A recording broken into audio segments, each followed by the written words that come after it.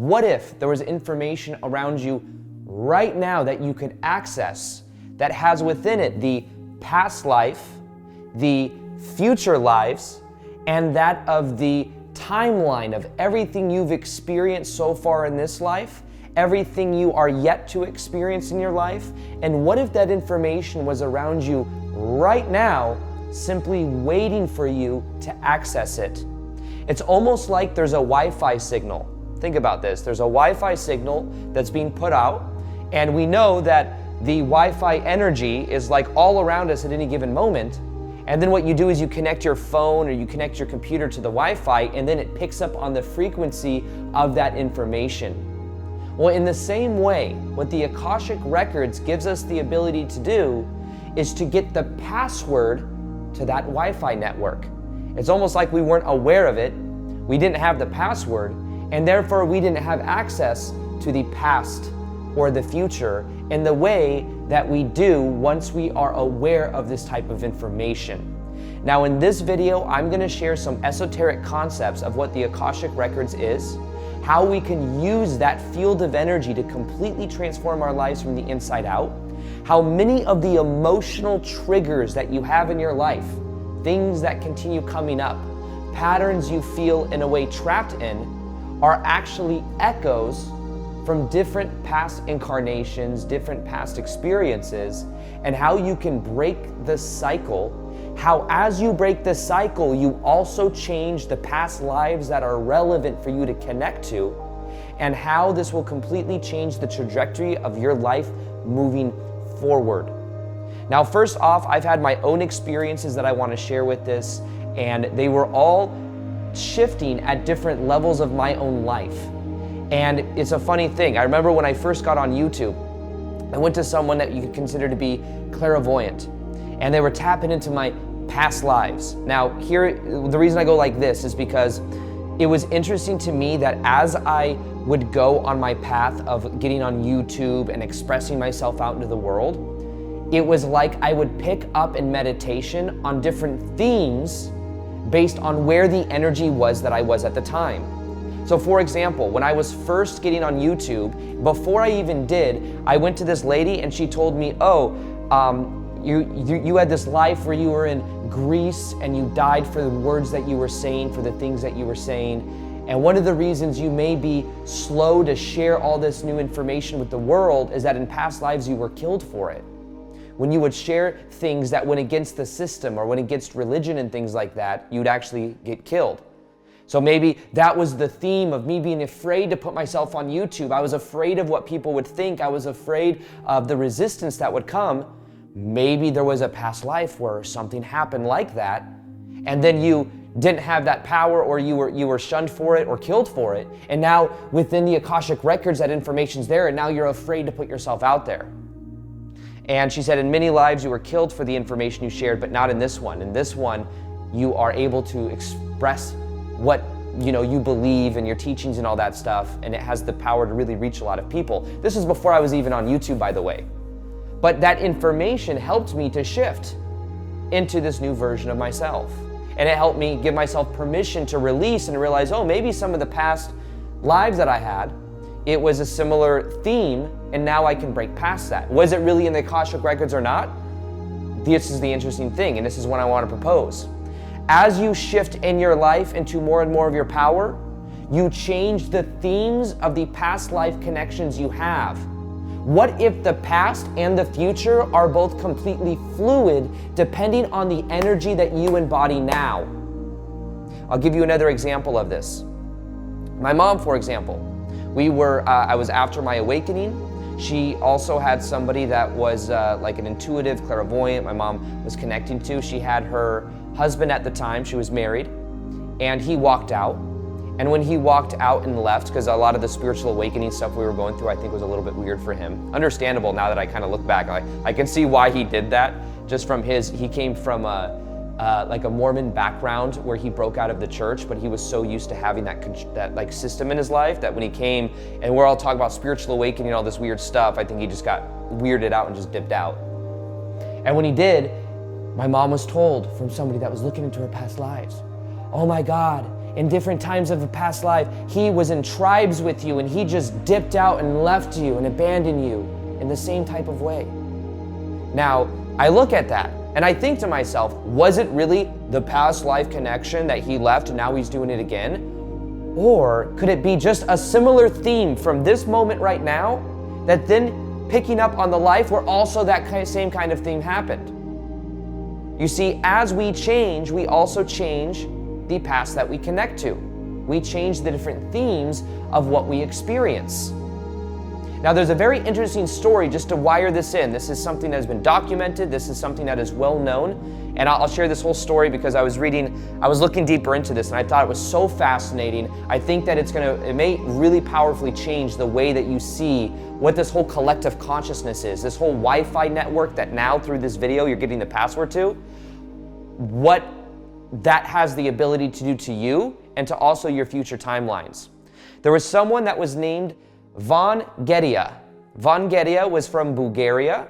She was 12 years old. When she was 12, she was picked up in this little tornado thing and she was moved and then she fell and she was badly injured and her parents found her and she then they did 3 different surgeries to try to get her eyesight back because when she went through that hurricane, that tornado thing, the sand and everything got caught inside of her eyes. They tried to get her sight back, but they couldn't. And what happens is as her sight went away, she had other abilities that came on board, and she eventually became known as the Blind Prophet.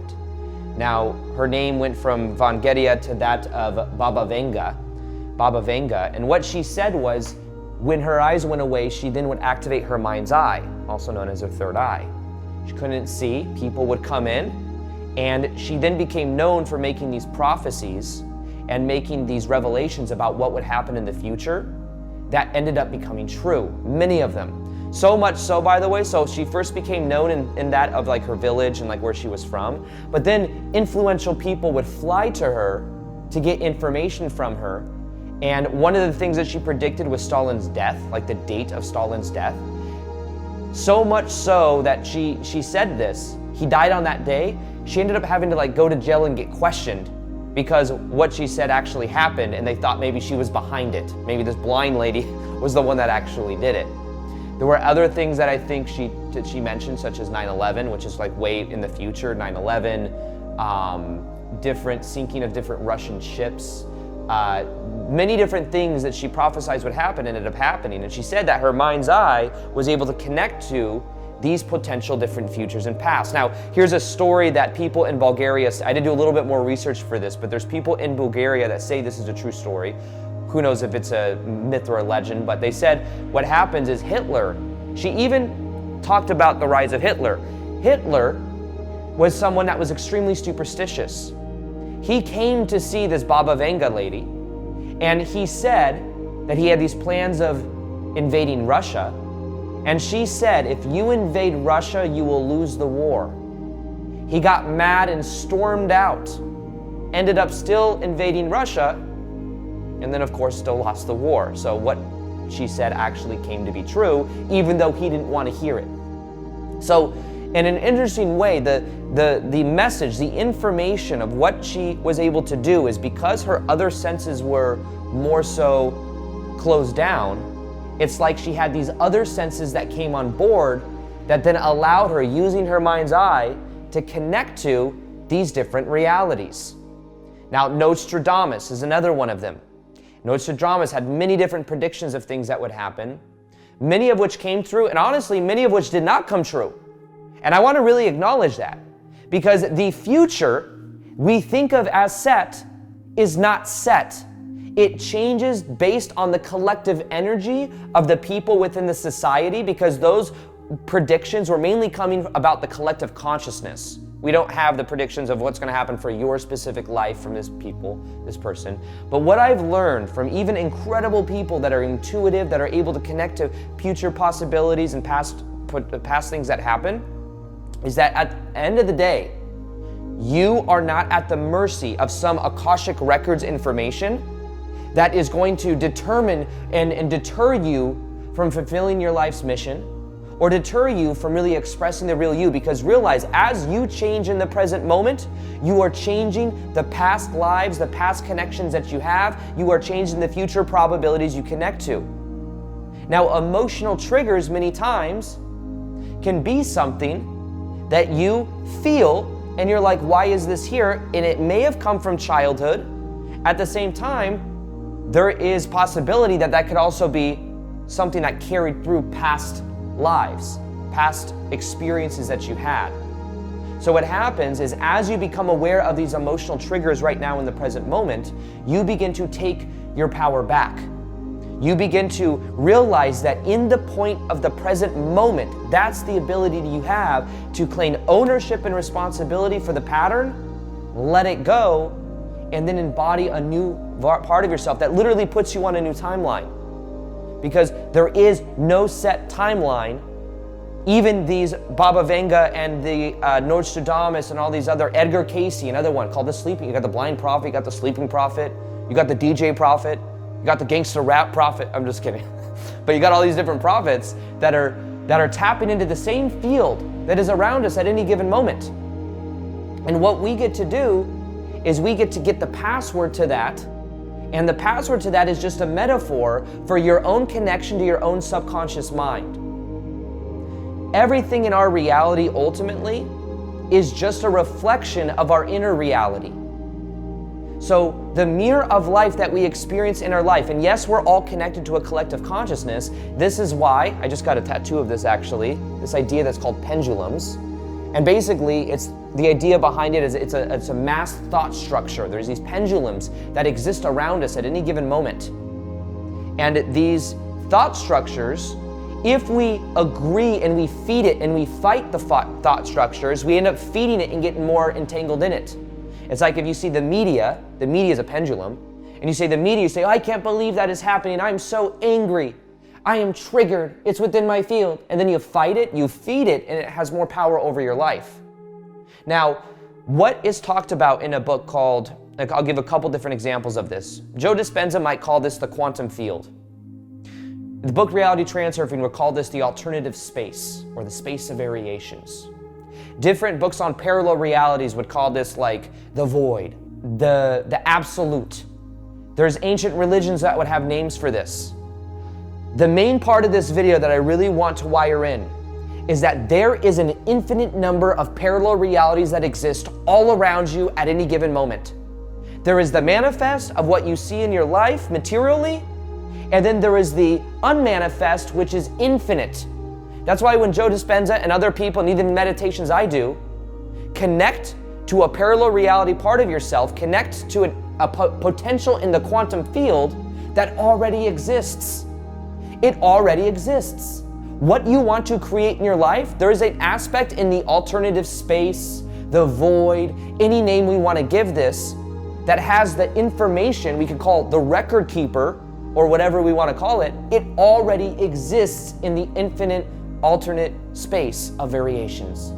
It's already there. You connect to it like an antenna. Just like you connect to the Wi-Fi password, getting the password, you are the Wi-Fi password. It's you. It's you with your own power realizing there's an infinite number of parallel realities that exist. We could call it the void, the absolute, the alternative space. It's all there right now, waiting for you to energetically tune to it, to activate it within your own body. And what we call the Akashic Records are the themes of the different energies we are learning that connect to different information in the past and the future. The records are not completely set. They are living, breathing, just like you. So the past incarnations you connect to will change depending on the energy that changes within you. The future connections and the future timelines you exist on, maybe even the future lives you become a part of, will depend upon you. The Wi-Fi password, the Akashic Record information is right here, right now. It's this moment.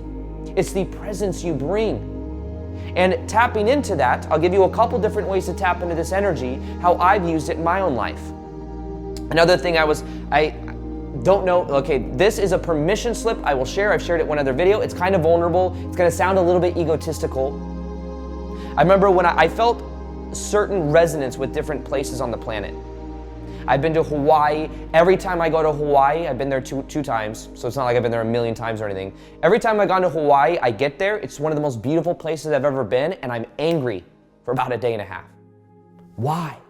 Well, in meditation one day, I connected to this, and I had this intuitive feeling, this intuitive sense that in a past life, I had a brother that may have passed away in Hawaii that I was with.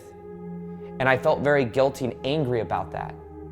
And I felt like maybe that was why every time I go to Hawaii, I get angry for a day and then it smooths out and then I feel okay, but there's this emotion that bubbles up inside of me. And I never understood why, but that's what I felt from meditation. It was a powerful permission slip for me to then realize, is there any guilt? Is there any information in my body, any emotional triggers that I have that I can release and feel it to heal it? And maybe as I feel it to heal it and I let the energy be there, not trying to control it, I'll go back to Hawaii one day and I won't feel that anymore. It's a permission slip. I go to Tulum, Mexico, one of my favorite places in the world. I love the food, love the environment. I feel a very deep connection to the Mayans. I was told by a clairvoyant, plus something that when this person told me this, there was just something that resonated about it. Whether it's true or not, doesn't really matter. The theme and the symbol for me was something that did resonate. Basically, what this person said was that in a past life, I had this Mayan life where I had some sort of leadership position. And what happened is I ended up making a decision that I felt was best, that was related to my spirituality, something that was connected to the gods or something. And I made this decision that I thought was the best decision to make, but it turns out it negatively impacted a lot of people in that life. And what this person said was, one of the reasons you have such a large audience in this life is you have such a desire to add value to the collective consciousness and to as many people as possible because you felt some form of guilt from that life where you felt like you were doing the right thing. Turns out it ended up negatively impacting a lot of people in that life. And this person said that there's a lot of people actually in your audience that remember you from that life subconsciously, and you're helping them in this life with the content you put out, and it's making up for that karma from that past life. Now, that was something that when I heard, even just like I do have such a desire to add value to the collective consciousness. Does it mean I had negative karma from a past life where I did something messed up or I messed up or something like that? I don't know. I just love adding value to the collective consciousness. I love getting people together for group meditations. I love mind-heart coherence so that we amplify the field. I love helping people access different parts of their own consciousness and like exploring their own subconscious mind. I love all this. Now, is that past life thing real or not? Maybe as I change in the present moment and release whatever, because there's a theme of guilt there, there's a theme of guilt over here. Maybe there's some form of guilt that I can become aware of. And as I shift the energy, maybe then that life doesn't even relevant. It's not even relevant anymore. But of course it exists there is a past incarnation where that does exist because there's an infinite number of parallel realities that exist. There's an infinite number of different versions in the alternative space, in the void. If you can imagine it, it exists because it's also probably pretty close to, what we can, if everything exists in the here and now, then that is a potential. But there's some theme, there's some message there that can be very powerful in us understanding what that means for us in our own life. Now, most likely, if you go to a psychic or clairvoyant, they're gonna pick up on lives that are different themes of what you're experiencing right now. Why? Because that's the energy you got going on right now. Now, you are an antenna. Remember, you are the Wi-Fi password. You are it. You are energetically tuning to the information that's all around you because there's an infinite number of information that's all around you. As you change your energy, you change the frequency that you are tuned to. Now, for you to work with this information, I'm going to give you the Wi-Fi password and all this information that is already within you that you can begin to access. And I want to give you a couple tools so that you can do this.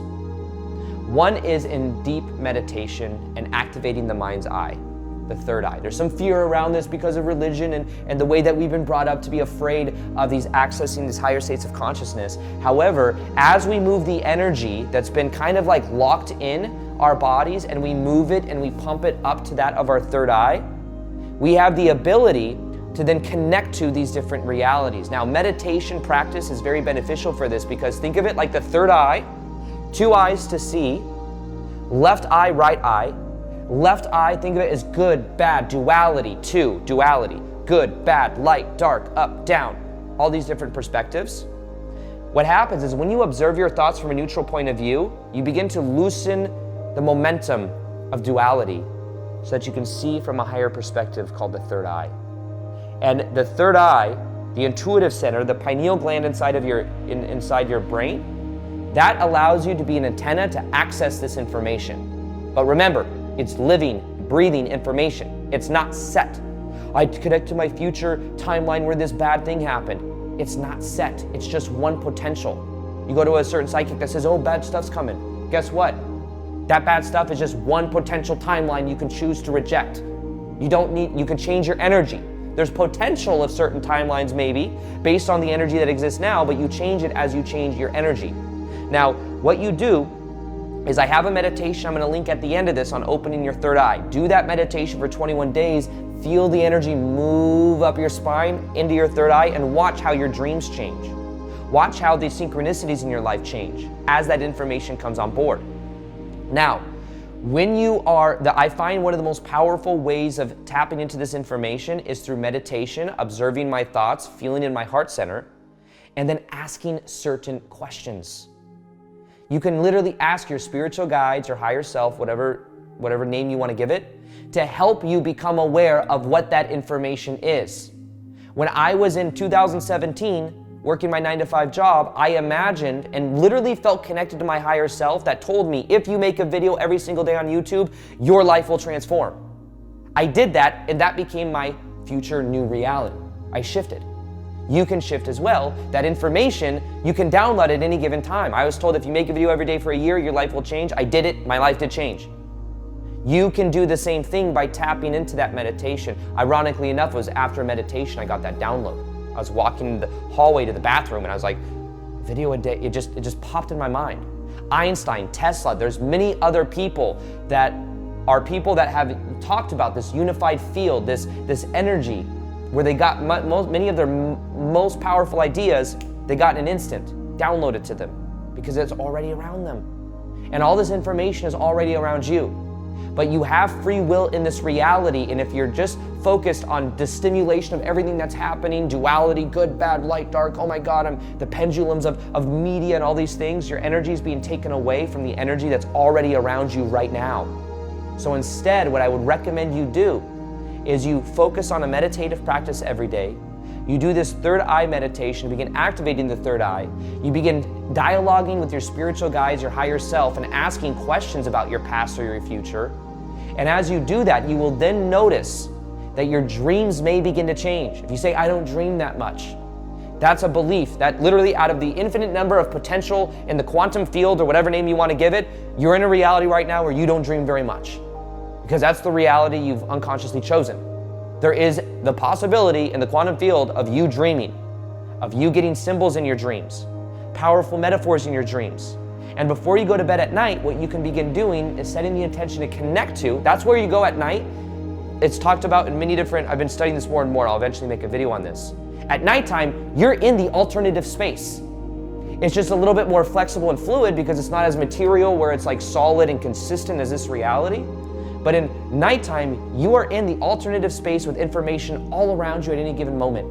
You may be going to different times of your timeline, different past lives, future lives. You just don't remember it. And when you wake up, you're like, oh, this is who I am. But I had these weird dreams last night with this weird symbolism. Well, the symbols you get when you wake up in the morning, you get from your brain, but it's also, that's just the way you interpret it. Understand that the past and the future, here's another important part of the Akashic Records. The past and the future, it doesn't exist inside of your brain. There are, in a way, addresses. Think of it as like there's an address of different patterns, different themes that are all around you at any given moment. But those addresses are activated based on the energy you have. So when you remember something, what happens is it's not in your brain, it's in the field, and you activate that within you, and then you connect to it and you can remember the address. And then what happens is every incarnation we have, when we're born in this life, we don't remember the addresses from the past because it would get in the way with the theme of what we're experiencing in this life. So what happens is realize it's all around you at any given moment. It's all around you. You have the password because you are the password. Work with your subconscious mind. Work with your own intuitive abilities. Begin opening up the potential in the quantum field where you have this information that you can become aware of at any given moment, and watch how much your life changes as you take power back in the present moment right now. If anyone tells you, oh, your future, past life, future life, it's limiting and it doesn't feel good, realize it's just one potential.